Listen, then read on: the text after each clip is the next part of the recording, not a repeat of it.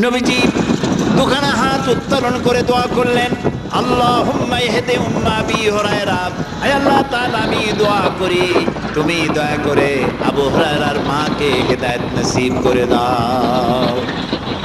রাসূলুল্লাহ দোয়া করলেন, আল্লাহ ওর মায়ের হেদায়েত করে দাও। হযরত আবু হুরায়রা রাসূলের মুখে দোয়া শুনে নিজের দৌড়। পিছন থেকে সাহাবীরা মনে করলেন আবু হুরায়রা দৌড়ায় কেন, জামা টেনে ধরছে পিছন থেকে। জিজ্ঞেস করলেন, আবু হুরায়রা দৌড়াচ্ছ কেন, কোনো বিপদ হয়েছে নাকি? কয় না, কোনো বিপদ হয় নাই, আমাকে ছেড়ে দাও। কেন, কি হয়েছে? হযরত আবু হুরায়রা বলেন, সাহাবীরা আমাকে ছাড়ো, আমি দৌড়াইয়া বাড়ি গিয়ে দেখতে চাই। আমি আগে দৌড়াইয়া বাড়ি পৌঁছলাম না, আমি বাড়ি পৌঁছবার আগে আল্লাহ নবীর দোয়া আমার বাড়ি পৌঁছায়, সেই দুইটা জিনিসের কোনটা আমি দেখতে চাই।